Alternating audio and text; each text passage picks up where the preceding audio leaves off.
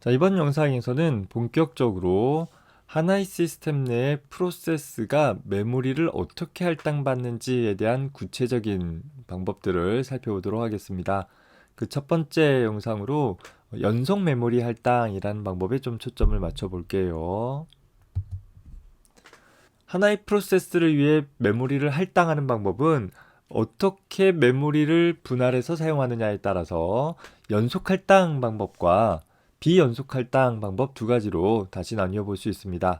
연속 할당이라는 방법은 하나의 프로세스에게 연속된 하나의 메모리 공간을 할당해 주는 방법이고, 반면에 비연속 할당이라는 방법은 하나의 프로세스에게 할당된 메모리가 연속적이지 않을 수 있는, 즉 메모리상의 여러 부분으로 나뉘어진 메모리들이 하나의 프로세스에게 할당되어질 수 있는 그런 방법을 가리킵니다.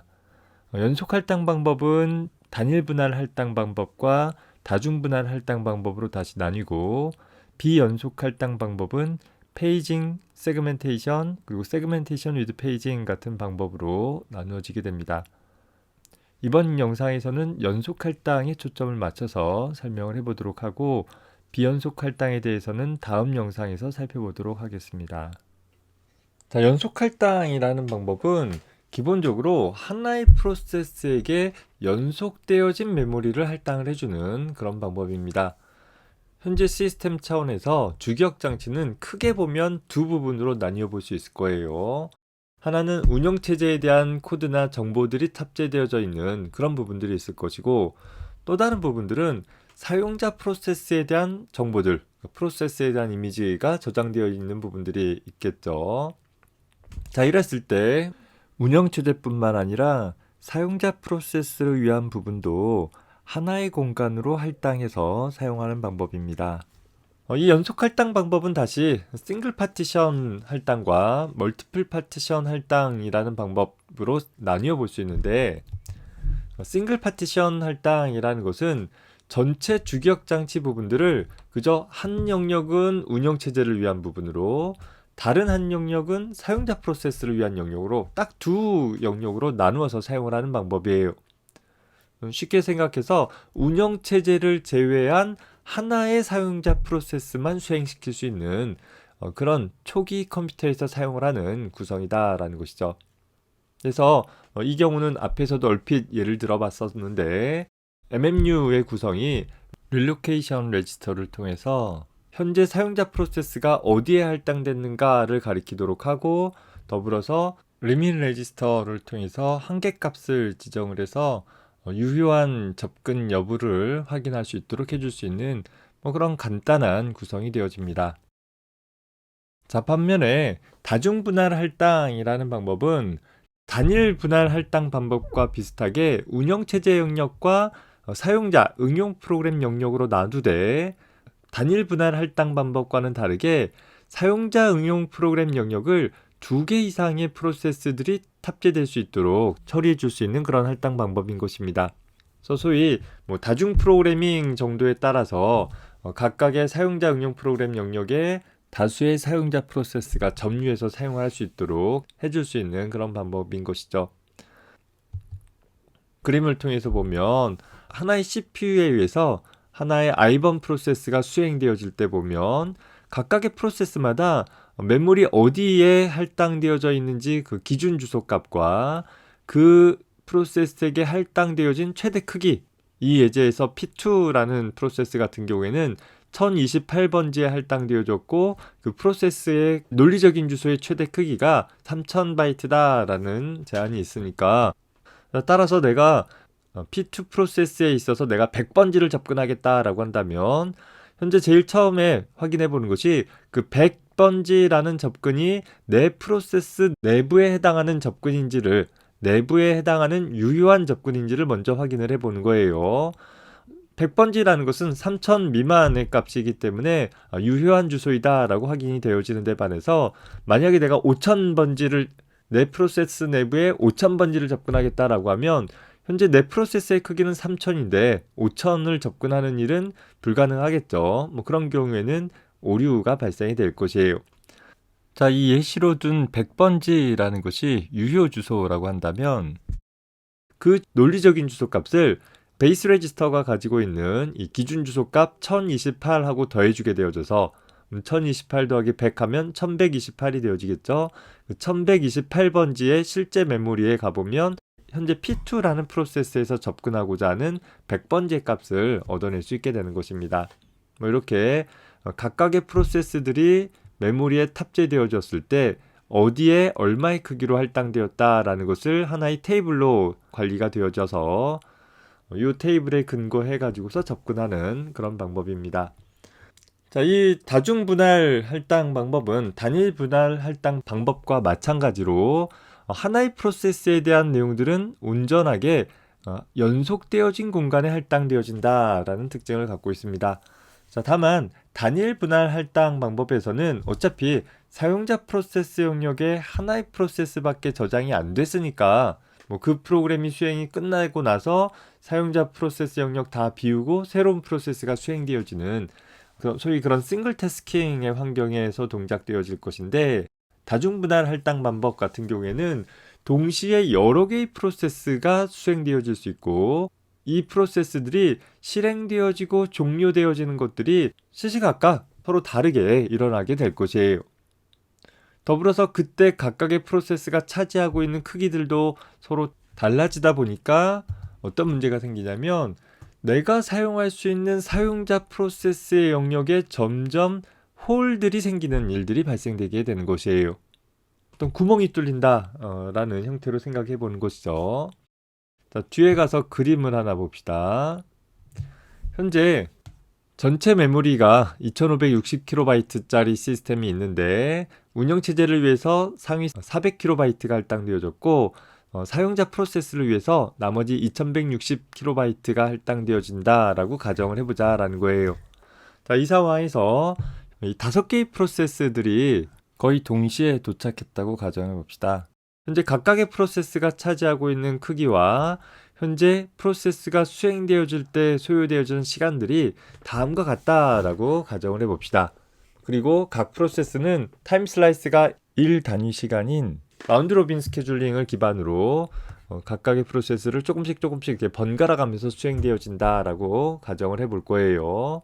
자, 앞에 P1부터 P3까지 프로세스만 하더라도 보면 1900KB가 되어지고 P4나 P5까지 같이 수행되어질 수 있는 여지는 없겠죠. 그래서 먼저 P123이라는 프로세스가 먼저 메모리에 탑재되었다라고 가정을 해봅시다.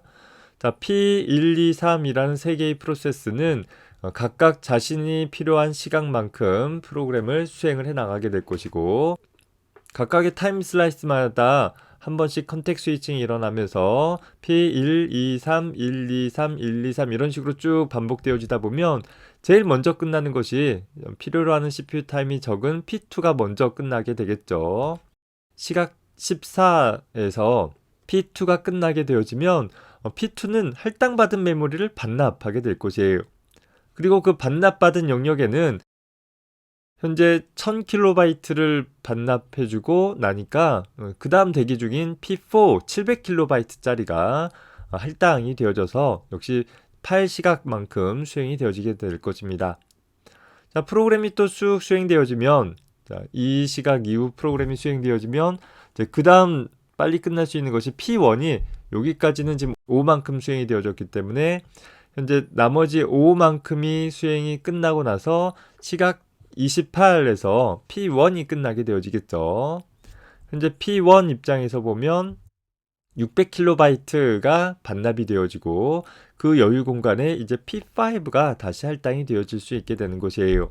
자, P5가 또 할당이 되어지고 이런 식으로 각각의 프로그램이 수행되어지면서 각 프로세스가 메모리를 할당받고 해제되고 할당받고 해제되어지고 이 작업들이 일어나다 보니까 자, 애초에는 2000KB 정도의 하나의 홀이 있었다가 프로세스들이 할당받고 해제되고 하는 과정들이 점차 일어나다 보니까 다른 프로세스를 할당받을 수 있는 가용 메모리 영역들이 한 군데에 몰려있는 것이 아니라 각 프로세스 사이에 군데 나누어서 배치가 되어지는 홀들이 발생되어지게 되는 것이죠. 자, 이 홀들에는 뭐가 일어나는 거예요? 새로운 프로세스를 수행한다라고 한다면 내가 실행하고자 하는 프로세스를 탑재할 수 있는 홀을 찾아가지고서 거기에 탑재를 시켜야 될 거예요. 뭐 예를 들어서 내가 200kb짜리 프로그램을 수행시키고자 한다라고 하면 여기에다가는 집어넣을 수가 없잖아요. 왜? 우리가 지금 사용하고자 하는 연속 할당 방법에서는 하나의 프로세스에 대한 내용이 반드시 연속적인 공간에 할당되어져야 하는데 여기는 100kb의 영역밖에 없기 때문에 200kb짜리를 못 집어넣는다라는 거예요. 여기 두 번째 영역 보면 여기는 300kb짜리니까 여기다 넣을 수 있겠네요. 여기도 보면 뭐 260kB 정도 남았으니까 여기다도 넣을 수 있을 거예요. 그래서 내가 집어넣을 수 있는 빈 홀을 하나 찾아가지고서 그 홀에다가 현재 프로세스를 탑재해주는 그런 과정들이 필요하게 될 것입니다. 따라서 운영체제의 입장에서는 각각의 프로세스가 실행되고 종료되어지는 과정 중에 각 프로세스 사이에 가용 메모리 영역인 홀들이 분산되어져서 나타나기 때문에 새로운 프로세스를 수행을 하기 위해서는 그런 여러 홀들 중에 현재 적합한 홀을 하나 선택해주고 거기에다가 프로세스를 할당을 해주는 일들을 수행을 해줘야 될 것이에요. 따라서 운영체제는 내부적으로 주격장치의 할당된 영역이나 빈 영역들을 관리해줘야 하는 일들이 필요하게 될 것입니다. 더불어서 현재 상황에서 보면 100 더하기 200 더하기 260이라고 하면 560 정도 되어지는 여유 공간이 있는 것이죠. 그렇다라고 하면 내가 만약에 400kb짜리 프로세스가 있다라고 하면 현재 이 시스템의 여유 공간은 560kb가 있으니까 400kb짜리를 충분히 수행시킬 수 있어야 될 거예요. 그런데 홀들이 연속된 공간에 할당되어 있지 않고 이렇게 여러 부분에 나뉘어져 있다 보니까 우리 연속 할당 방법에서는 연속적이지 않은 홀에다가는 프로그램을 수행할 수 없는 거예요. 그래서 프로그램을 실행하지 못하는 일들이 발생된다라는 것입니다. 애초에는 하나의 큰 홀이었지만 많은 프로세스들이 수행되고 종료되어지는 과정 중에서 홀들이 작게 나누어지는 이런 문제들을 우리는 외부 단편화라고 불려지고 이런 외부 단편화라는 문제는 분명히 사용할 수 있을 만한 충분한 메모리를 가지고 있음에도 불구하고 프로세스를 실행할 수 없도록 하는 문제점들을 야기하게 될 것이에요. 자, 따라서 현재 운영체제 입장에서는 어느 홀에다가 프로세스를 할당할 것인가를 생각을 해봐야 될 것이고 그에 따라 세 가지 정책들을 생각을 해볼 수 있습니다. 물론 기본적으로 프리블럭, 메모리의 프리블럭들에 대한 시작 주소나 또 크기에 대한 정보들을 관리를 해줘야 될 것이고 그 관리되어지는 정보를 기반으로 해서 first fit이라는 것은 현재 프로세스를 할당하기에 딱 맞는 첫 번째 영역에다가 할당을 해주는 방법인 것이에요. 예를 들어서 아까 200kb짜리 프로세스를 할당한다라고 했을 때는 여기를 못 집어넣고 여기 집어넣을 수 있다라고 하면 첫 번째 만나는 영역이 이 부분일 테니까 여기 현재 프로세스를 할당 가능한 첫 번째 영역이 발견되어지는 즉시 여기에다가 할당해주는 그런 방법입니다. 비교적 단순한 방법으로 내가 사용할 수 있는 여유 공간들의 목록들을 시작 주소에 대해 오름차순으로 정렬을 해주면 굉장히 빠르게 특정 프로세스를 할당할 수 있는 가용 영역들을 찾아낼 수 있다는 장점은 있을 거예요. 자, 다만 이렇게 first fit이라는 방법을 통해서 할당과 해제를 하다 보면 현재 메모리상의 잔여 홀들이 다소 비효율적으로 남게 되어지는 문제가 발생될 수 있습니다.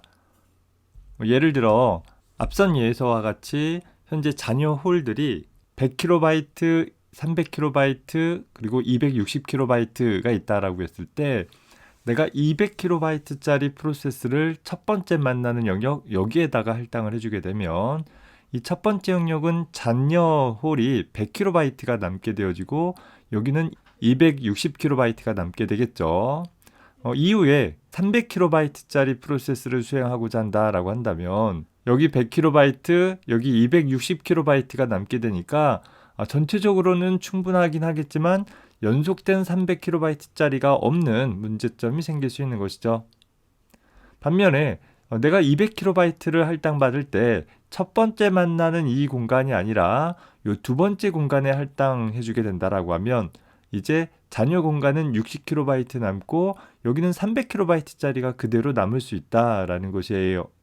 자, 이렇게 하나의 프로세스를 할당하고자 했을 때 그 프로세스를 할당할 수 있는 가용 영역 중에서 단순히 첫 번째 영역에 할당하기보다는 현재 프로세스를 할당하기 위해 가장 딱 맞는 크기, 즉 프로세스를 할당하고 남는 잔여홀의 크기가 최소일 수 있는 방법으로 프로세스를 할당하는 그런 방법이 바로 베스트 핏이라는 알고리즘입니다. 이 경우에는 가용 블록들의 목록들을 프리홀의 크기 순서대로 오름차순을 해주면 되겠죠. 그래서 그 크기를 비교해 가지고서 현재 프로세스를 할당할 수 있는 가장 최적의 크기, 즉 이 베스트 핏이라는 방법은 내가 프로세스를 할당하고 나서 남는 홀의 크기를 최소한으로 유지하겠다라는 방법이 되는 것이에요. 상대적으로 메모리 효율성을 높게 유지할 수 있기는 하는데 프로세스를 할당할 가용 영역들을 빠르게 검색하기 위해서 프로세스들을 메모리에 할당하거나 해제하는 일들이 끝났을 때마다 현재 이 가용 블럭들에 대한 내용들을 다시 홀의 크기에 따라서 오름차순으로 정렬해주는 일들을 매번 처리를 해줘야 되기 때문에 그 자체가 하나의 오버헤드가 될 수 있는 여지가 있을 것입니다. 또 각각의 프로세스를 가장 적합한 홀에 할당을 하다 보니까 남는 홀의 크기가 아주 작게 되어지게 되겠죠. 즉 하나의 프로세스를 할당하고 남는 홀에다가는 더 이상 어떠한 프로세스도 할당할 수 없을 가능성들이 많아지게 되는 단점도 있을 것이에요. 자, 아까 예를 살펴보면 200KB짜리를 요 마지막 영역에 할당했다라고 하면 이제 60KB가 남는 거죠. 자, 그런데 가정하기를 현재 시스템에서 프로세스의 최소 크기가 100KB는 된다라고 한다면 이런 60KB짜리가 남아봐야 어디에 쓸 수 있겠어요. 이런 부분들이 여러 홀에 또 다시 산재되어질 수 있는 여지가 있다라는 것입니다. 자, 그래서 아예 관점을 바꿔서 worst fit 같은 방법은 현재 프로세스를 할당할 수 있는 가장 큰 홀에다가 할당을 해보자라는 것이에요. 얘 같은 경우에는 ASL 리스트를 홀 크기에 따라 내림차순으로 정렬을 해가지고서 목록들을 유지해 볼 수 있을 텐데 이 경우에는 가장 큰 홀에 할당을 했으니까 어떤 프로세스를 할당하고 남은 홀의 크기가 가장 크게 유지되어지는, 그러다 보니까 그 큰 홀을 통해서 다른 프로세스들도 할당을 할 수 있는 여지가 있는 것이죠. 소위 하나의 프로세스를 할당하고 남은 공간에 다른 프로세스를 할당할 수 있는 확률이 상대적으로 높아질 수 있는 그런 방법이기는 할 것입니다. 다만 이제 큰 홀들 위주로 자꾸 할당되다 보니까 큰 홀들이 빨리 소진되어져 버릴 수 있는 또 여지도 있을 것이에요. 현재 프로세스들이 수행되어지는 환경에 따라서 어떤 방법들이 최선이냐 논란의 여지가 있고 상황에 따라 다를 수는 있지만 연속 할당의 경우에 왜 이런 논의들을 하게 되어지는지에 대해서 좀 한번 정리를 해두기 바랍니다. 일반적인 효율성을 비교해보면 저장 공간의 이용률 측면에서 보면 베스트 핏이 가장 좋고 월스트 핏이 가장 나쁜 특징을 지닌다고는 해요. 다만 수행 속도 측면에서 본다면 고민할 것이 없는 퍼스트 핏이 상대적으로 좋고 월스트 핏이 역시 속도 측면에서는 조금 떨어지고 있네요. 시도는 좋았으나 전반적으로 월스트 핏은 전체적인 시스템의 성능에 별로 도움이 되지 못하는 것이고 장치 이용률이냐 아니면 속도이냐에 따라서 베스트 핏 혹은 퍼스트 핏 중에 하나를 선택을 해보게 될 것입니다. 연속 할당 메모리 기법을 사용한다라고 가정한다면 베스트 핏 방법을 선택을 해보는 것이 무난한 선택이 될 수 있을 것입니다. 어떤 방법이 됐던 간에 이런 연속 할당에서는 앞서서 소개했던 것처럼 외부 단편화라는 문제가 발생하게 되어집니다. 현재 시스템 내에 존재하는 가용 메모리 용량은 수행하고자 하는 하나의 프로세스를 적재하기에 충분한 용량이긴 하지만 그 영역이 너무 잘게 나뉘어져 있어서 하나의 프로세스를 할당하기에 충분한 연속적인 공간을 얻을 수 없는 그런 경우를 외부 단편화라고 합니다. 앞서서 살펴본 예처럼 이런 외부 단편화는 하나의 시스템 내에서 서로 다른 크기를 갖고 있는 또 서로 다른 시간 간격만큼 수행되어지는 프로세스들이 적재되고 제거되고 하는 과정들이 반복되어짐에 따라 각 프로세스들 사이에 작은 홀들이 생겨서 발생되는 문제입니다. 이 외부 단편화가 이런 외부 단편화는 현재 시스템의 전체 메모리 크기나 수행되어지는 프로세스들의 크기가 중요한 영향을 미칠 수 있는데 대략 50% 룰이라고 그래서 통계적으로 살펴보면 first feed의 경우 n개의 블럭을 할당하고자 했을 때 0.5 n개, 약 한 절반 정도의 블럭이 손실될 수 있다라고 하는 연구도 있긴 합니다. 그래서 이런 외부 단편화 문제들을 해결을 하기 위해서 보면 압축이라는 기법을 사용을 해볼 수는 있습니다. 예를 들어서 현재 메모리가 이렇게 여러 개의 홀로 나뉘어져 있어서 아까 예를 들었던 400KB 혹은 500KB짜리 프로세스를 수행할 수 없다라고 한다면 이 홀을 한데 모아주는 거예요. 어떻게 해주면 되겠어요? 이 P4라는 프로세스를 쭉 메모리 투 메모리 복사해서 이만큼 채워주고 또 P3 프로세스를 또 앞으로 메모리 투 메모리 복사해서 채워주게 되면 결과적으로 각각의 프로세스 사이에 빈 홀들을 없게 유지해주고 홀을 하나로 묶어주는 그런 처리를 해볼 수 있겠죠. 이렇다라고 하면 이제 이 공간을 위해서 상대적으로 큰 프로세스도 수행할 수 있다라는 장점은 있을 것입니다. 다만 이런 압축 과정들을 처리하는 것은 메모리의 내용들을 이동해주는 메모리 투 메모리 복사하는 처리들이 일어나야 되기 때문에 시간이 많이 소요되어지는 그런 작업이 될 거예요. 실제로 우리가 이 작업들을 처리한다라고 하면 사람 입장에서 최소 수초간이라도 아무 작업도 수행하지 못하면서 기다려야 하는 상황이 발생될 수 있다라는 거죠. 프로세스들이 자리를 이동하기 때문에 그 순간에는 각각의 프로세스의 내용들이 처리될 수도 없는 그런 상황인 것이에요. 그래서 그런 처리 때문에 압축하는 동안에 시스템 전체적으로 압축 과정을 수행하기 위한 일 빼놓고서는 다른 일들을 처리할 수 없는 문제로 이 압축 작업을 수행하는 동안에는 순간적으로 시스템의 성능이 저하될 수 있는 것입니다. 외부 단편화라는 개념과 연관시켜서 반대되는 개념으로 내부 단편화라는 개념도 있습니다. 사실 연속 메모리 할당에서는 내부 단편화라는 부분들은 고민할 필요가 없는 부분이기는 하는데 뒤에서 비연속 할당 방법에서는 내부 단편화가 나와서 같이 한번 좀 대비해서 소개를 해보도록 할게요. 외부 단편화와 달리 내부 단편화는 어떤 프로세스에게 메모리가 할당이 되었는데 그 프로세스가 필요로 하는 메모리보다 좀 더 많은 메모리가 할당되어진 경우인 거예요. 잘 이해가 안 되죠. 우리 책 같은 거를 생각을 해보자 말이에요.